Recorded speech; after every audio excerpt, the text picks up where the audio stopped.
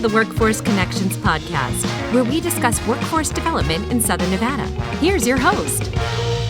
Hi, and welcome to another episode of the WC podcast. Today, our guest is somebody that I share several things in common, and soon you will find out. Please help me welcome Ani Nazaryan, Chief People Officer for the Siegel Group and Amazing Brands. Welcome, Ani. Thank you so much. Such a pleasure to be here. Yeah, I've been looking forward to this because, again, as we'll talk about a little bit later, I spent 20 years in the hospitality industry. We have some common friends there. And now you're in my world again, as we're going to find out soon. So, and also, I love having fellow immigrants on the podcast because the stories are always amazing. I think all of us come here with dreams of providing our children with more opportunities that we had or our parents had. So, can't wait to hear a little bit more about that. But to get us started, we also start in the show here with telling us a little bit about yourself again, where you were born, you grew up, went to school, and perhaps take us all the way to your first job after school. Yes, that's a wonderful question. So I grew up in a little city of Yerevan, Armenia, only a population of 2 million, which is really interesting because LA is a huge Armenian population and community of 2 million Armenians. Wow. So when I was a 20-year-old kid, I decided that I want to pursue education in the United States, decided to come to Vegas. And it's interesting because in high school, I studied French. So I didn't even speak English as, I was graduating high school. And within a year or so, I really was very determined. I want to go to U.S.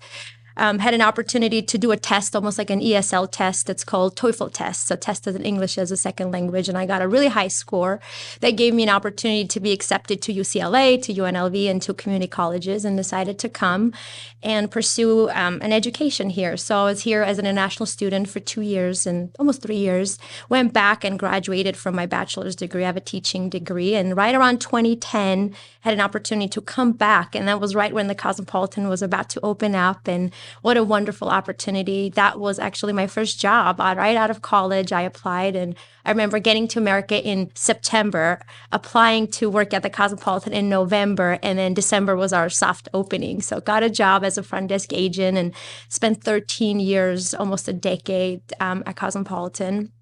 But yeah, first job was a front desk agent, which is, I think, everyone's getting out of college and trying to get a hospitality job should work at front desk. And that really opened up a lot of doors. I went into do more hotel operational different roles. I opened the call center, guest services, housekeeping, which kind of allowed me to learn the front of house operation as well as back of house operation. And I remember around 2014, my director of guest services said that I see a lot of potential in you, as a teacher, as a developer, as someone who's really good with people.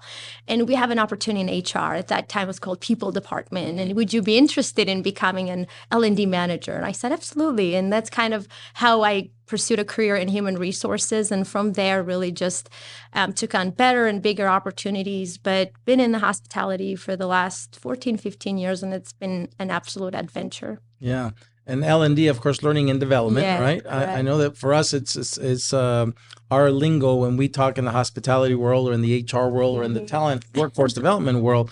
One of the things I think that I liked about your story, again, and you just took us all the way, through a series of jobs, because even though you started in the front desk, you worked your way up, as you said, across the years over multiple disciplines. If I was to rewind to what motivated you to, again, immigrate here? Can you summarize that? If what was the dream you were reaching for? So my mom was an educator. She was a teacher. And I remember growing up, she had a day job and then she had a tutoring job. And I would hear a lot about America, about how great, all the things, the Statue of Liberty and all these like wonderful things. And I think opportunities probably, which you kind of started the podcast with, I think it's a land of opportunities. And if you are a hard worker and you have a great work ethic and you want to change the story and the generational success story or wealth story or whatever the story that you're pursuing, I think this is the place to be. I think we live in one of the greatest countries in the world where, if you have a good work ethic, if you prioritize education, if you put in the effort and the hard work, I think that there's nowhere else to be. And I think my mom was a big part of why I prioritize education. When I thought about college, where would I go to study? I didn't think about London and other countries. I don't know why, but I thought about, I want to go to America to continue my education.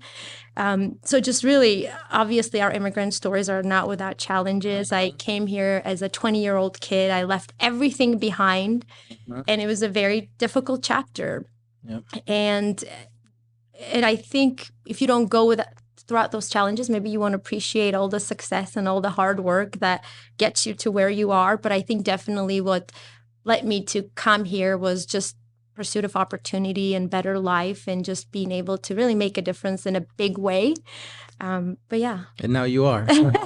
And one of the things I think that helped you get there is, as we did our research on you, you proudly call yourself a lifelong learner. So tell us a little bit about that. Absolutely.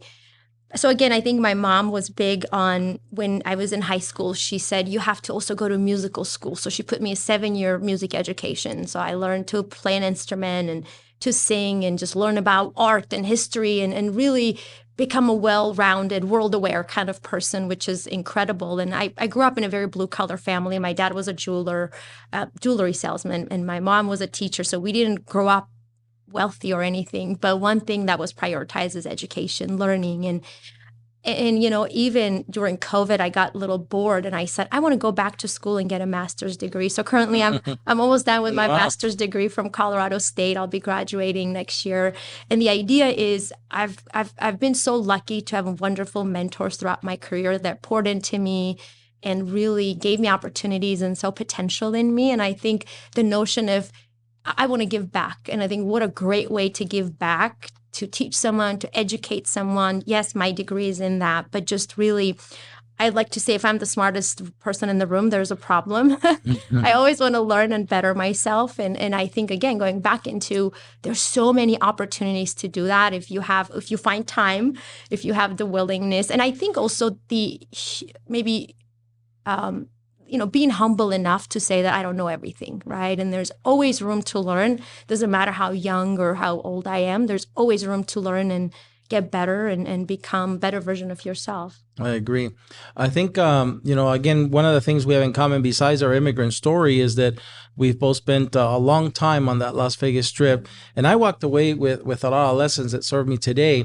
I opened the Mirage in 1989, and just sadly a few days ago, we saw the last volcano eruption, but I opened that property in Treasure Island and Bellagio, and went through the evolution of that company as it became Mirage Resorts. It became MGM Mirage.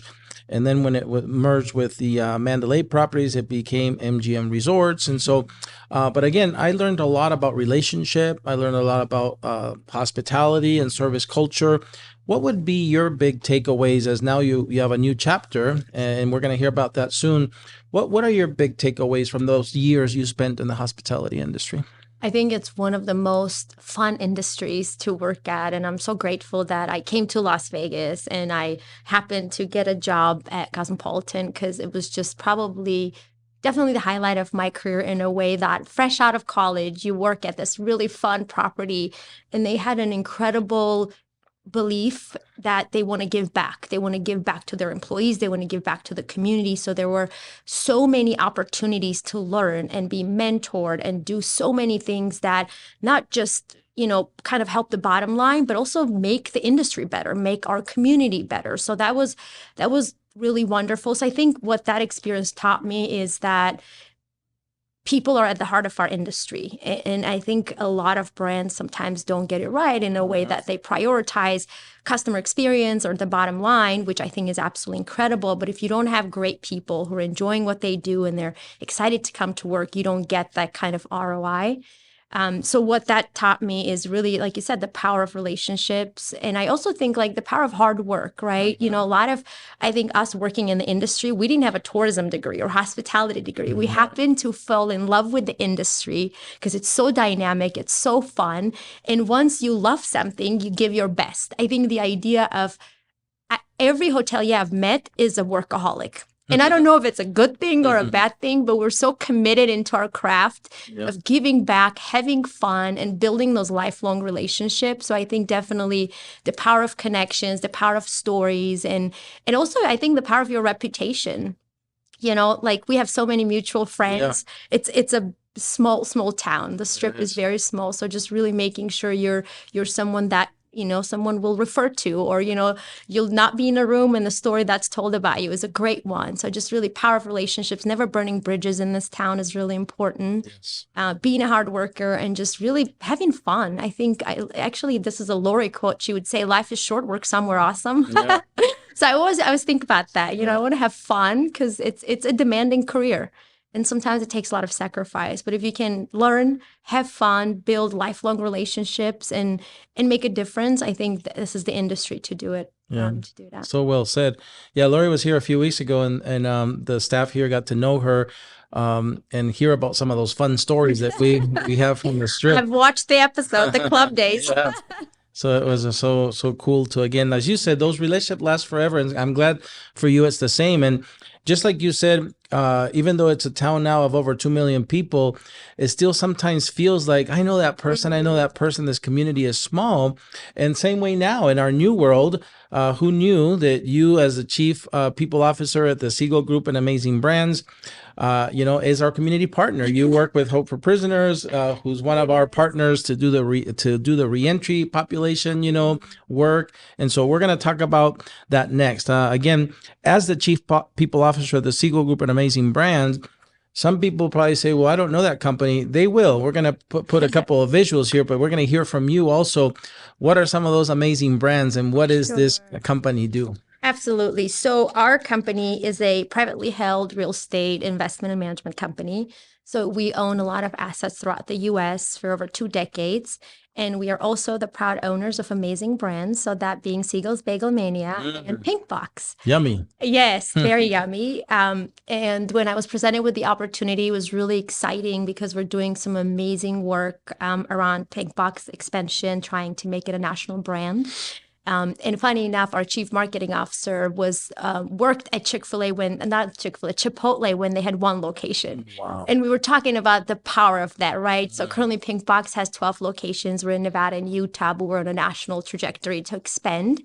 But what a cool story to say I was part of an organization that had 12 shops, 12 locations. Now we're 1,200. Yeah. So with that comes a lot of fun, a lot of growth, a lot of opportunity. So excellent, sweet career is what I call it. But they one thing I love about the organization is they also have Siegel Cares. That's a charitable kind of wing of our organization, just really making a difference, giving back, doing charitable sponsorships and opportunities for those kind of in blue collar homes or communities. Just really notion of we are a Vegas born brand. So how do we make a difference in the space? Obviously we have gourmet donuts that are just, incredible, but delicious. Also there's a part of the organization that cares, which is really exciting. And that's what kind of was compelling to become part of them. Chief People Officer, basically head of HR. I know a people title, right? And it's funny sometimes at work, they're like, she's a people person, which is the best title. Yeah. When people say, do you work in HR? I'm like, not really, And I think the idea of really the traditional notion of HR is compliance, benefits, making sure we don't break the law, right? And I think a lot of modern organizations now are realizing the power of people, the education piece, the engagement piece, the communication piece, right? And I think it's a really smart investment that a lot of organizations are going towards more of that modern people function. Versus the traditional, yes, of course, you have to make sure these compliance kind of things are done for liability purposes or other things, but just really making sure that people are excited to work for you. People want to come to work and you have a cause that they believe in and they want to bring their best selves to work is important. I think that's kind of big part of the role. I obviously oversee the entire function of HR, but just really about partnering with the business and thinking of ways to create recognition programs. We just kicked off an internship program. We have a high school kid who's interning with us. We have a student from Texas who's doing a sports degree and is learning about real estate, right? And then you talked a little bit about the community partnerships. How do we partner with like-minded organizations that believe in the mission of, being a second chance employer, for example, or believing in creating internship programs for young students to learn about the industry, fall in love with the industry. So, or, organizations such as yourselves to make sure that we have the same vision, same mission, and we're trying to really make our city better and create opportunities and hopefully jobs for individuals, wanting to do great things. Yeah, and I think I love also when you mentioned that it's not only about recruiting and finding that talent, but as you said, L&D, you really invest in learning and development, making it a great place to work and giving them the opportunities to grow, to develop as people. And so I think that's very noteworthy as well. Tell me again about when you say, what would you spend as the chief people officer? What takes the most of your time? Which of all those things takes most of your time? That's a great question. One of the things when I first started around December was I think it's important to get the basics right? Back to the basics. I think a lot of companies think of culture as a poster, as a culture value card or something you carry around and you recite the values. But I think culture is how people show up to work and how you make them feel. And I think making sure that we get the basics right? So one of the things we were focused on is automation. If we're doing paperwork, that's not relevant anymore. People don't want to go through an onboarding experience and have to fill out 50-page paperwork, right? So beyond the notion of, yes, we need to create educational or recognition programs or management, onboarding programs, how do we fix the basic? How do we automate our processes? As an HR team, one of our challenges is we're going to hire someone within 2 days. Of course, there's the, drug test and all the things that have to be done. But how do you find partners that will do what you need them to do in the most efficient and productive way? So when someone is going through the process, it's a seamless experience, right? So just really looking at all the processes, all the communications. When you apply, what type of message do you get? Is it exciting? Is it, does the process take 7 days? Because you can talk about culture all day long, but if an experience of someone, and unfortunately you can't recreate a bad first impression, right? People take 7 seconds to build a first great impression. So really creating the basics or the systems or policies that are in the best interest of the company as well as the employee, creating processes that are timely and efficient and automated. I think automation has been the theme of the year since I've started. But then also saying, okay, now we have the basics dialed in. Now let's talk about that entire employee journey. Now I'm hired. What does my onboarding look like? What is my succession planning? We're just right now doing performance reviews. What does that mean? What type of questions are asking? Are we incorporating culture into those questions, right? So really looking at a culture as a byproduct of all these things that we do right. So when someone wants to work for us, we can say, here's all the things we're doing to make you a better person even, right? I know I keep sometimes going back into the Cosmopolitan. One thing they did really well, they looked at you holistically as an individual. A lot of the trainings we received weren't about, let me teach you how to be a front desk agent. No, we talked about the power of connections.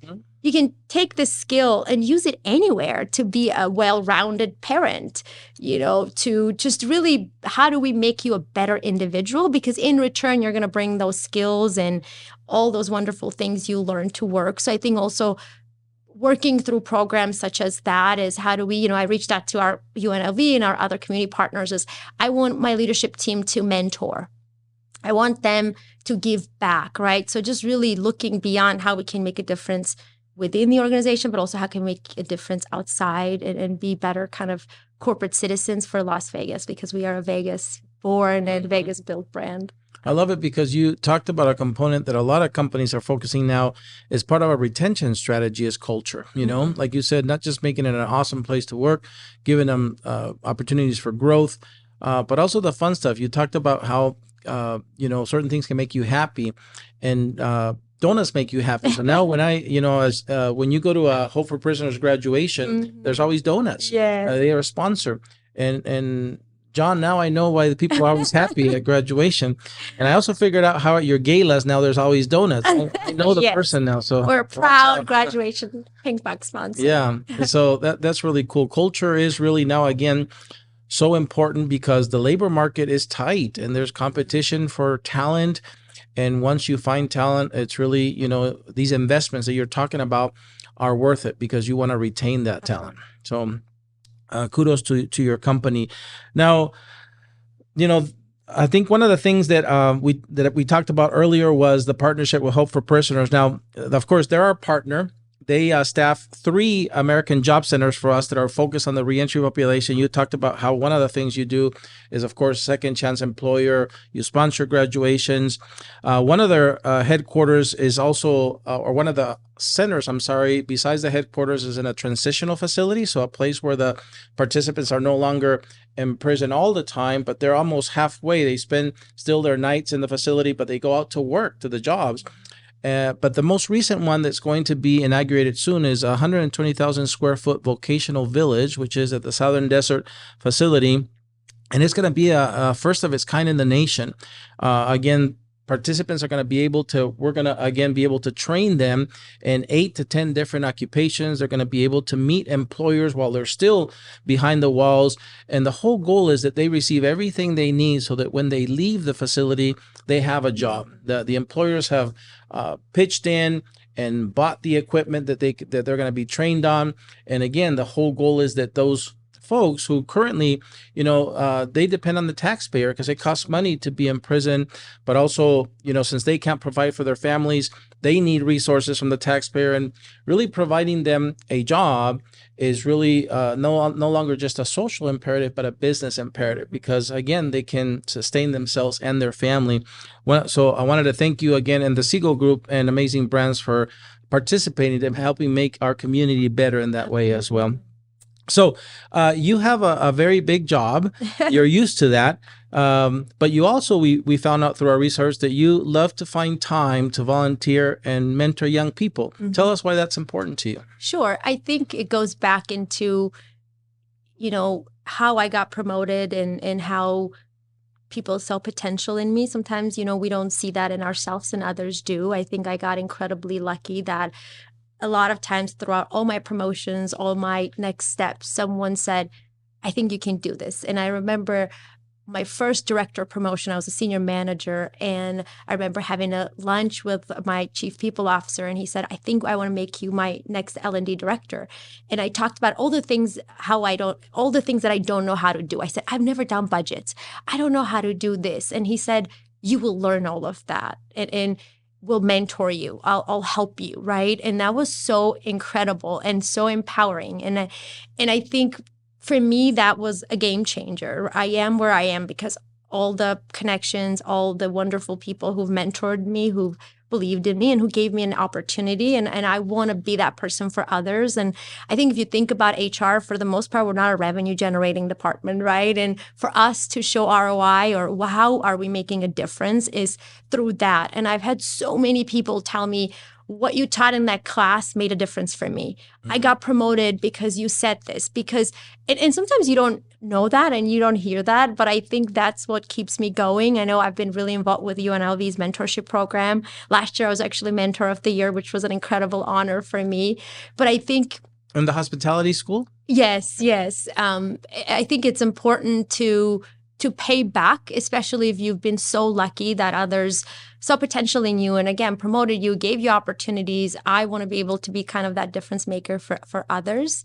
And it's just so gratifying. I think, again, it's not measured by percentage or by, ROI, but the ROI is making a difference in someone's story. And I've had so many people say that I'm like, this is why I'm in this industry. This is why I love what I do, because I think you see someone else get promoted, someone else change their story, change a job, get a job, or do something in result of you being part of their story or you making an impact. I think that's incredibly gratifying. Yeah. And it's always, again, and you are a great mentor, somebody to look up to, because again, your story, you started in the hospitality as a front desk attendant, and now you're a chief people officer. And so that says a lot. It's a trajectory that, as you said, doesn't come easy. It comes with hard work, comes with challenges.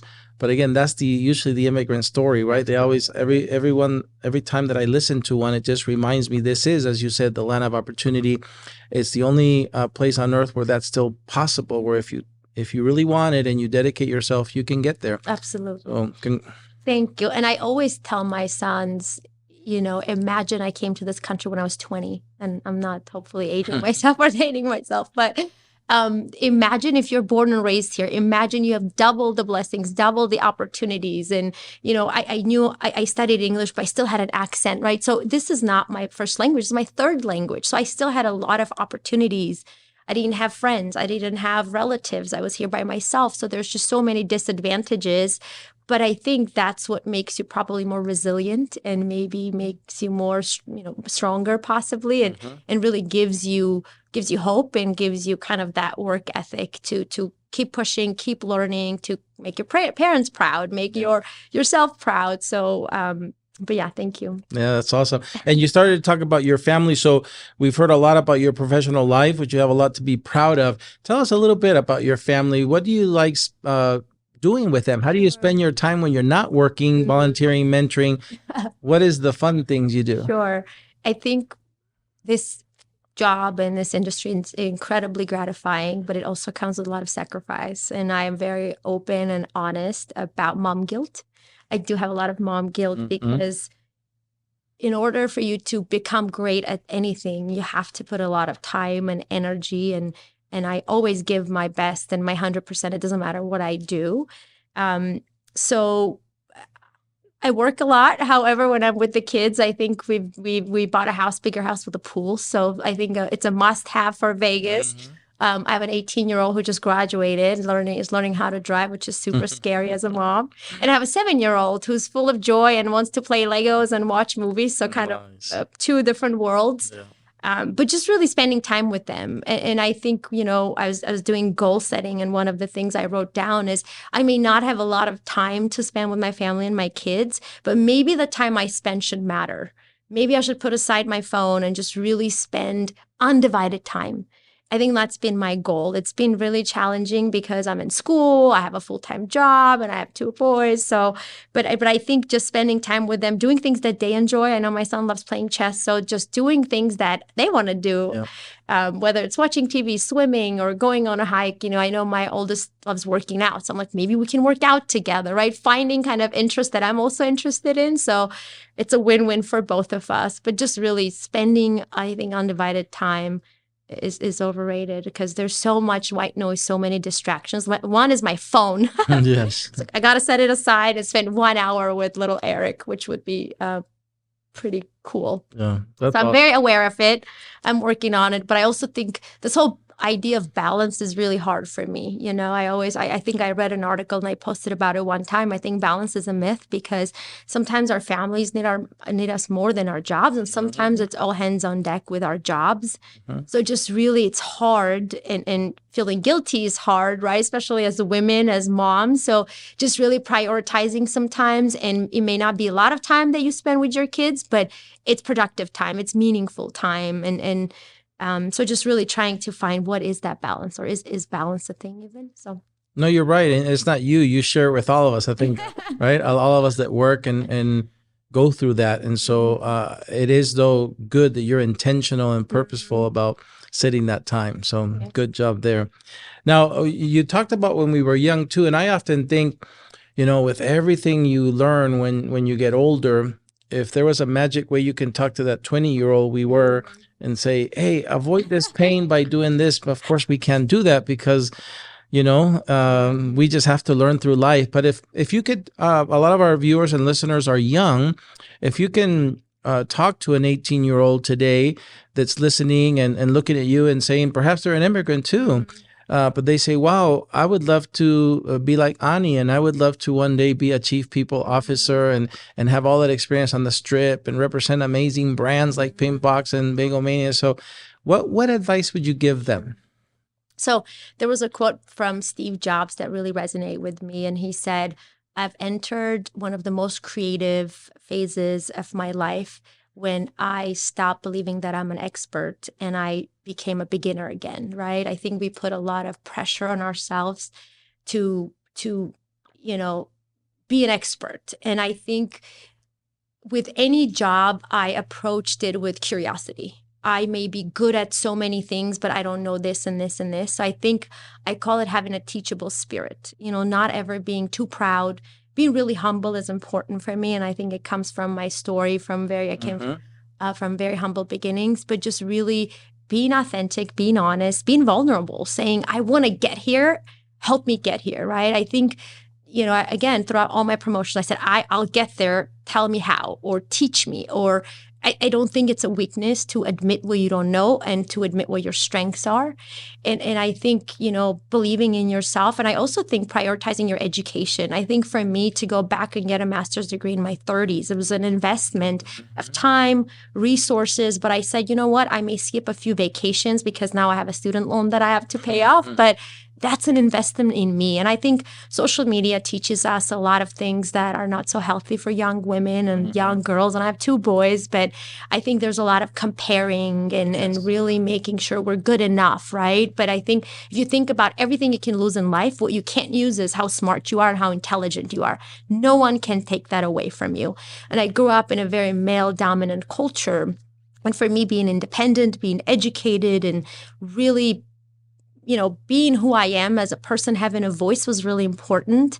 So I think that just invest in yourself, invest in your education, be honest, be humble, ask a lot of questions. I think, again, that whole idea of curiosity, like, teach me, I don't know, is a power.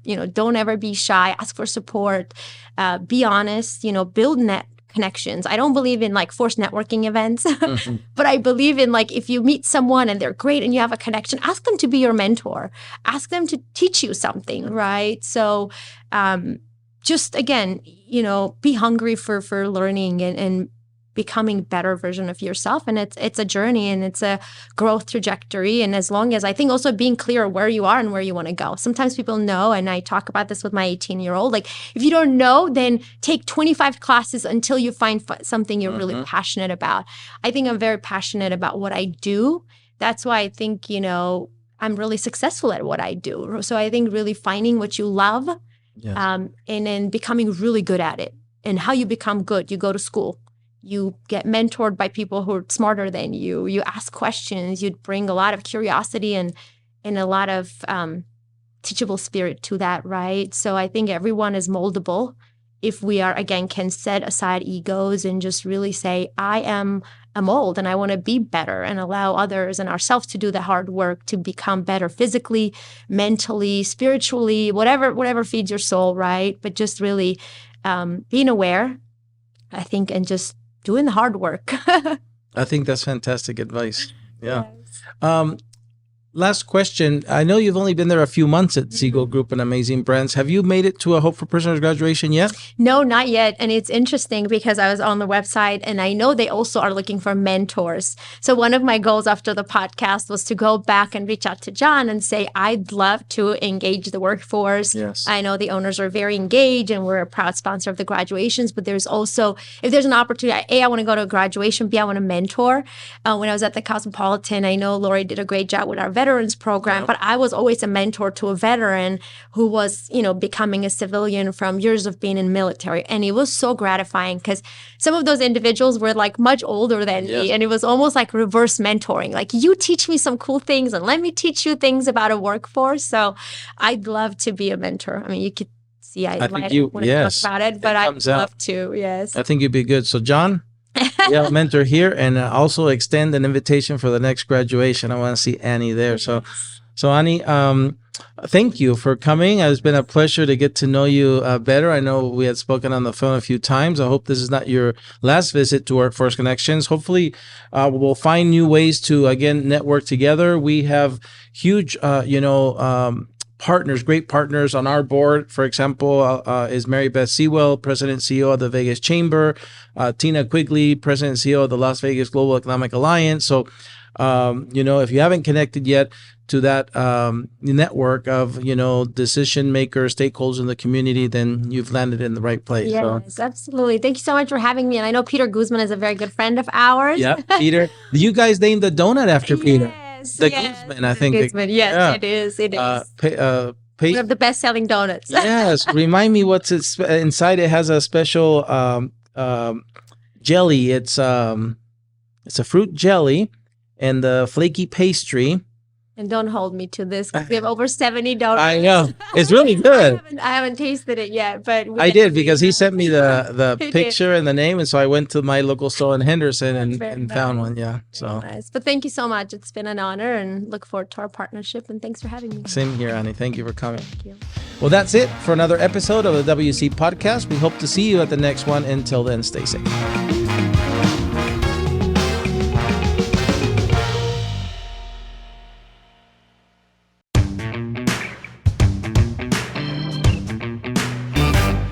Ani, thank you for staying over to do our bonus segment called Against the Wall. Are you ready? Yes, I'm ready. Bring it All on. right. The first section is called Your Favorite. So let's start with an easy one. What's your favorite food? I love watermelon, fruit, anything fruit. How about your favorite wine for dinner? I'm not a wine person. I'm Okay. a beer girl. All right. Your favorite car? Ooh, Mercedes-Benz. Your favorite musical group or artist? I love Coldplay and I can't wait for them to be at the Sphere. Yes. Your favorite movie? Sappy movies, but I also like Gladiator, anything history. Oh, Gladiator. Mhm. Favorite book? Favorite book. I've been obsessed with Brene Brown. She's a researcher and storyteller. Dare Oh. to Lead. She writes a lot about vulnerability and leadership. Sounds good. Favorite sports team? BGK. Go Knights go. Very good. The second section is called Tough Choices. It gets a little harder, and so you hopefully can pick one. You ready? Yes. Vacation or staycation? Ooh, I actually like staycations in Vegas, especially. And if it's a staycation, do you drive there or do you get dropped off by somebody? No, I'll drive. All right. And if you go somewhere, would you rather stay in a hotel or an Airbnb? I love hotels. All right. Fancy ones, especially. Yeah. More like glamping, not camping.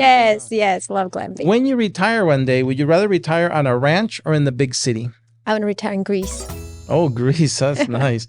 If you had a choice, would you rather spend the day by the ocean or hiking in the mountains? Not a hiker, definitely an ocean. By the ocean. If you would be a superhero, would you rather have the ability to fly or breathe underwater? I have a huge water phobia, so I would definitely, yes, do the Fly. water. All Yeah, right. or fly. And if you could choose between the ability to speak with animals or speak many foreign languages? Well, not to brag, I speak 4 languages already, so I'll talk to the animals. All right, you already got 4 down. Here it gets harder. Actions or words? Absolutely actions all day long. Justice or grace? Both. All right. Now, you made it through the second section.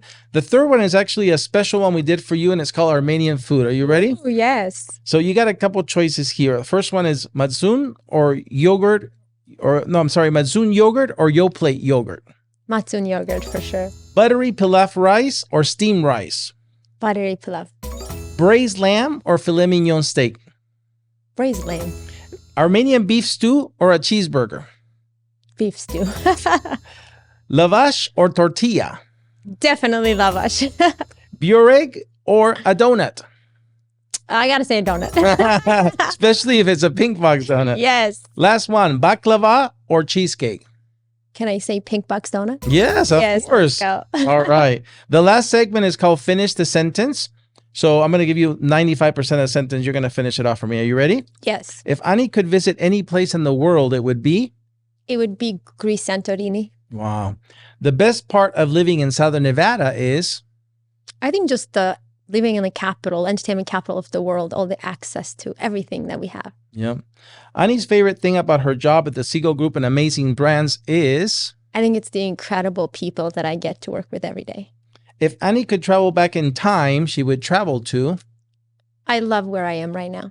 All right. And 3 words that describe Ani are? I'm very determined. I am very dynamic and I'm fun, I think. You are. And so recording the WC podcast today with us was? Incredible. Awesome. Well, we want to thank you for staying over doing the bonus segment, Ani. Thanks for having me.